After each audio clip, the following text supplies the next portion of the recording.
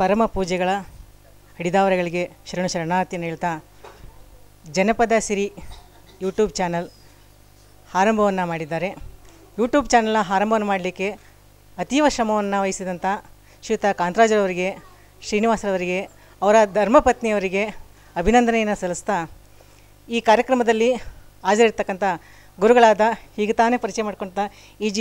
Borlingaiah sir ಅವರು, Govindaraj sir ಅವರು, ಹಾಗೆ ಜನಪದ ಕಲೆಯನ್ನು ಕಟ್ಟಿ ಬೆಳೆಸಿ ನಾಡಿಯುದ್ದಗಲಕ್ಕೂ ಹರಡಿ ಅಂತಾರಾಷ್ಟ್ರೀಯ ಮಟ್ಟದಲ್ಲಿ ಒಂದು ಜನಪದ ಮಂಟೇಸ್ವಾಮಿ ಕಾವ್ಯ, ಮಲೆ ಮಹಾದೇಶ್ವರನ ಕಾವ್ಯ, ಬೆಳಗಿರಿ ರಂಗಪ್ಪನ ಕಾವ್ಯ, ಜುಂಜಪ್ಪನ ಕಾವ್ಯ, ಕೋಟೆ ಚೆನ್ನಪ್ಪನ ಕಾವ್ಯ ಇದೆ ಅಂತೇಳಿ ನಾಡಿನಗಲಕ್ಕೂ ತಮ್ಮ ತಂಬೂರಿಯನ್ನು ಹೆಗಲಿಗೆ ಹೊತ್ಕೊಂಡು ಗಗ್ಗರವನ್ನು ಕೈಗೆ ಹಿಡ್ಕೊಂಡು ಸಾರಿದವರು ಅಂತಂದರೆ, ಹಾಡಿದವರು ಅಂತಂದರೆ ನಮ್ಮ ಇಲ್ಲಿ ಇರುವಂಥ ಮೈಸೂರು ಗುರುರಾಜ್ ಅವರು.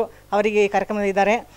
ಅದಲ್ಲದೆ ನಮ್ಮ ಚಾಮರಾಜನಗರದ ಜನಪದ ಕಲಾವಿದರು, ಕಂಸಾಳೆ ಕಲಾವಿದರಾದಂಥ ಕೈಲಾಸಮೂರ್ತಿ ಅವರಿದ್ದಾರೆ. ನಾನು ಚಿಕ್ಕವಳಿದ್ದಾಗ ಜನಪದದಲ್ಲಿ ಇದು ಸಿದ್ದಪ್ಪಾಜಿ ಕಥೆಯನ್ನು ಕೇಳ್ತಾ ಇರಲಿಲ್ಲ, ಗೊತ್ತಿರಲಿಲ್ಲ. ಆ ಸಣ್ಣವಳಿದ್ದಾಗ ಸಿದ್ದಪ್ಪಾಜಿ ಕಥೆಯನ್ನು ಕೇಳಿದ್ದೀನಿ ಅಂತಂದರೆ ಅದು ಮಾಂಬಳ್ಳಿ ಶ್ರೀನಿವಾಸ ಅವರ ಬಾಯಲ್ಲಿ, ಅವರು ಸಹ ಚಿಕ್ಕವರಿದ್ದಾಗ ಅವರು ಸಹ ಇಲ್ಲಿದ್ದಾರೆ. ಇನ್ನು ಹೆಚ್ಚಿನದಾಗಿ ಹೇಳೋದಾದರೆ ಮಲೆ ಮಹಾದೇಶ್ವರನ ಹಾಡನ್ನು ಬರೆದು ಮಾದೇವ ಬಾರೋ ಅಂತ ಮಾದೇವನನ್ನು ನಮ್ಮ ಮನೆ ಬಾಗಿಲಿಗೆ ಕರೆದವರು ಅಂತಂದರೆ ರವಿಕುಮಾರ್ ಅವರು ಅಲ್ಲಿ ನಿಂತ್ಕೊಂಡಿದ್ದಾರೆ.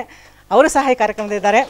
ಇದೆಲ್ಲದಕ್ಕಿಂತಲೂ ಹೆಚ್ಚಿನದಾಗಿ ನಮ್ಮ ನಾಡು ಮರಿತಾ ಇರುವಂಥ ಮೈಸೂರು ದೊರೆ ನಾಲ್ವಡಿ ಕೃಷ್ಣರಾಜ ಒಡೆಯರನ್ನು ಮರೆಯೋದುಂಟೆ ಮೈಸೂರು ದೊರೆಯ ಅಂತೇಳಿ ಹೇಳಿದಂಥ ಮಹೇಂದ್ರ ಸರ್ ಅವರು ಸಹ ಇಲ್ಲಿದ್ದಾರೆ. ಅವರಿಗೂ ಸಹ ನಾವು ಈ ಕಾರ್ಯಕ್ರಮಕ್ಕೆ ಕೃತಜ್ಞತೆಯನ್ನು ಹೇಳಬೇಕು. ಎಲ್ಲದಕ್ಕಿಂತ ವಿಶೇಷವಾಗಿ ಜನಪದವನ್ನು ಹಳ್ಳಿಗಳಲ್ಲಿ ಸೋಪಾನಿ ಪದಗಳಾಗಿ, ಶಾಸ್ತ್ರದ ಪದಗಳಾಗಿ, ಆಗ ಮತ್ತು ನೀರಿಯುವ ಪದಗಳಾಗಿ ಅದನ್ನು ಹಾಡ್ಕೊಂಡು ಬಂದು ಈ ಕಟ್ಟಿ ಎಲ್ಲವನ್ನೂ ನಮಗೆ ಹೇಳ್ತಾ ಇರುವಂಥ ಎಲ್ಲ ನಮ್ಮ ಜನಪದ ತಾಯಂದಿರು ಇಲ್ಲಿದ್ದಾರೆ. ವಿಶೇಷವಾಗಿ ಅವರೆಲ್ಲ ಚಾಮರಾಜನಗರದವರು ಅಂತ ಅನ್ಕೋತೀನಿ. ಇವರು ಎಲ್ಲ ಜನಪದವನ್ನು ಹಾಡ್ತಾ ಇದ್ದಾರೆ. ಅದು ಒಂದು ಕೊರತೆ ನನಗೆ ಕಾಡ್ತಾ ಇದೆ. ಚಾಮರಾಜನಗರ ಅನೂರು ಪ್ರಾಂತ್ಯದಲ್ಲಿ ಒಂದು ಆರವಳ್ಳಿ ಸೂರವಳ್ಳಿ ಅಂತ ಕತೆ ಇದೆ. ಆ ಕಥೆಯನ್ನು ಯಾರೂ ಸಹ ಇದುವರೆಗೆ ಹಾಡ್ತಾ ಇಲ್ಲ. ತಮಿಳಿನಲ್ಲಿ ಬಂದಿದೆ. ಅದು ಇವ್ರು ಕನ್ನಡದಲ್ಲಿ ಕಟ್ಟಿ ಹಾಡ್ತಾ ಇದ್ದಾರೋ ನನಗೇನು ಗೊತ್ತಿಲ್ಲ.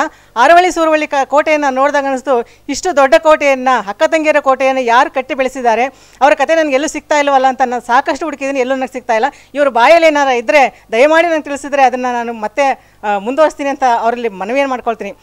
ಅದೂ ಅಲ್ಲದೆ ಇನ್ನೊಂದು ಅವರಲ್ಲೇ ಸಹ ಇರುವಂಥ ಕೆಲವೊಂದು ಕಥೆಗಳಿದೆ.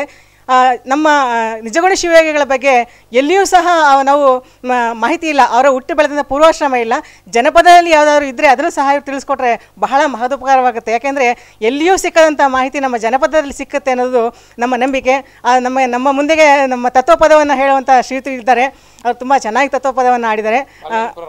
ರಾಚಯ್ಯನವರು ಅವ್ರು ನನಗೆ ಒಂದು ದಿನ ಅಷ್ಟೇ ಪರಿಚಯ ಆದರು ಚಾಮರಾಜನಗರದಲ್ಲಿ.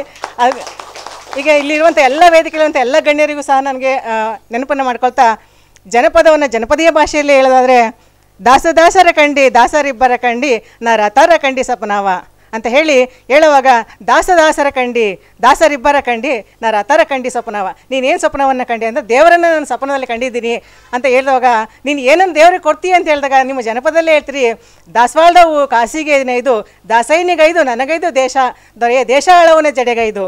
ದೇಶಾಳವನ ಜಡೆ ಅಂತಂದರೆ ಅದು ಶಿವನ ಮುಡಿಗೆ ನಾನು ದಾಸವಾಳದ ಹೂವನ್ನು ಅರ್ಪಿಸ್ತೀನಿ ಅನ್ನೋ ಮಾತನ್ನು ನೀವು ಸಹ ಹೇಳ್ಕೊಂಡು ಬರ್ತಾ ಇರ್ತೀರಿ. ಅದನ್ನು ನೀವು ಭಗವಂತನ ಭಾಳ ಚೆನ್ನಾಗಿ ಕೊಂಡಾಡ್ತೀರಿ.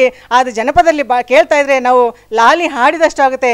ಇತ್ತೀಚಿನ ಯಾವುದೇ ಶಬ್ದಗಳನ್ನು ನಾವು ಮರೆಯದೇ ಇದ್ದರೂ ಮರ್ತರೂ ಸಹ ನಾವು ಜನಪದದಲ್ಲಿ ಹೇಳಿರುವುದಂಥ ಸುಂದರನ ಕಥೆಯನ್ನು ನೀವು ಇತ್ತೀಚೆಗೆ ಕೇಳ್ತಾ ಇದ್ರಿ. ಇಂಥ ಸುಂದರಾಂಗ ಹೇಳಿದ್ದಾನೆ ಅಂತ ಹೇಳಿದಾಗ ಇಡೀ ವಿಶ್ವದಲ್ಲಿ ಅದು ವಿಖ್ಯಾತಿ ಇತ್ತೀಚೆಗೆ ಪಡ್ಕೊಳ್ತು. ಆವಾಗ ಜನಪದ ಇದೇ ಕರ್ನಾಟಕದಲ್ಲಿ ಒಂದು ಮಾತನ್ನು ಇಡೀ ಅಂತಾರಾಷ್ಟ್ರೀಯ ಮಟ್ಟದಲ್ಲಿ ತಂದಂಥದ್ದು ಈ ಜನಪದ. ಆ ಜನಪದವನ್ನು ಕಟ್ಟಿ ಬೆಳೆಸ್ತಾ ಇದ್ದೀರಿ. ನಿಮ್ಮೆಲ್ಲರಿಗೂ ಸಹ ಜನಪದೀಯ ರೀತಿಯಲ್ಲಿ ಒಂದು ಹಾರೈಕೆಯನ್ನು ಹೇಳೋದಾದರೆ, ನಮ್ಮ ಕಾಂತರಾಜರವ್ರಿಗೆ ಒಂದು ಹಾರೈಕೆಯನ್ನು ಹೇಳೋದಾದರೆ, ಕಲ್ಲು ಹಿಡಿದಮ್ಮನಿಗೆ ಎಲ್ಲ ಭಾಗ್ಯವೂ ಬರಲಿ, ಪಲ್ಲಕ್ಕಿ ಬರಲಿ, ಪದ ಬರಲಿ, ಆ ಮನೆಗೆ ಮಲ್ಲಿಗೆ ಮುಡಿಯುವ ಸೊಸೆ ಬರಲಿ ಅಂದಾಗೆ ಹಾರೈಸಿದ್ದಾರೆ. ಆ ಹಾರೈಕೆಯನ್ನು ಇವ್ರಿಗೆ ಮಾಡ್ತಾ ಇವ್ರಿಗೆ ಎಲ್ಲವೂ ಸಹ ಸಿಗಲಿ ಅಂತ ಹೇಳ್ತಾ ಈ ಜನಪದೀಯ ಭಾಷೆಯಲ್ಲಿ ನಿಮ್ಮೆಲ್ಲರಿಗೂ ವಂದಿಸ್ತೀನಿ. ಧನ್ಯವಾದ.